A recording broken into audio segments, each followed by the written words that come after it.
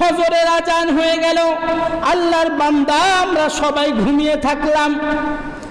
আল্লাহ তাআলা ডাকলেন, আয় আয় বান্দা আয়, আমার মসজিদে আয়, আমার ইবাদত করো আর আমার হুকুম পালন করো। কিন্তু আমরা সাড়া দিলাম না। ফজর চলে গেল ঘুমের মধ্যে, জোহর চলে গেল কাজের ব্যস্ততা, এতটাই কাজের ব্যস্ততা আমাদের। কিন্তু যেই দিন আল্লাহ রব্বুল আলামিন আজরাইলকে হুকুম দিবেন, আজরাইল যাও যাও, আমার ওই বান্দাটার সময় শেষ হয়ে গেছে। আজরাইল যখন আসবে, ওই বান্দা দেখবে কাজে এত ব্যস্ত হয়ে আছে, সে তো জানে না তার সময় শেষ। আপনার ছেলে সন্তানকে মানুষ করার জন্য এত কষ্ট করেছেন, ওই সন্তান আপনার লাশটাকে আস্তে আস্তে ঘর থেকে বের করে দিবে, আস্তে আস্তে আপনার লাশটাকে ঘর থেকে বের করে দিবে। দামি বিছানায় আপনি শুয়েছিলেন, ওই বিছানায় আর আপনাকে রাখবে না। বের করে যখন বারান্দায় ওই চাটাইয়ের উপরে রেখে দিবে, পুরাতন একটা কাপড় দিয়ে আপনাকে ঢেকে দিবে। আপনার পাশে এসে আপনার সন্তান ডাক দিয়ে বলবে, বাবা বাবা তুমি কথা বলো বাবা। তখন আপনার জবান দিয়ে কোনো কথা বের হবে না। আত্মীয় স্বজন অনেকেই কান্নাকাটি করবে, কেউ যাবে বাঁশ কাটার জন্য, কেউ যাবে কাফনের কাপড় কেনার জন্য, আর কেউ যাবে গরম পানির গোসলের ব্যবস্থা করার জন্য। আল্লাহ বললেন, বান্দা ওয়ামা খলাকতুল জিন্না ওয়াল ইনসা ইল্লা লিয়াবুদুন, ও আমার বান্দা আমি তোমাকে বানিয়েছিলাম আমার ইবাদত করার জন্য।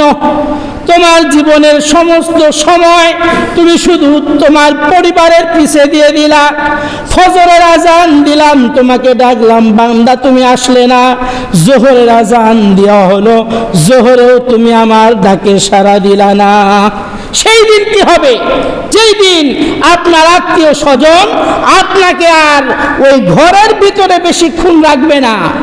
আপনার জন্মদাতা পিতা, সে বলবে তার ব্যবস্থা করো, গোসলের ব্যবস্থা করো, মসজিদের খাটলিটা নিয়ে আসো, তার দাফন কাফনের ব্যবস্থা করো।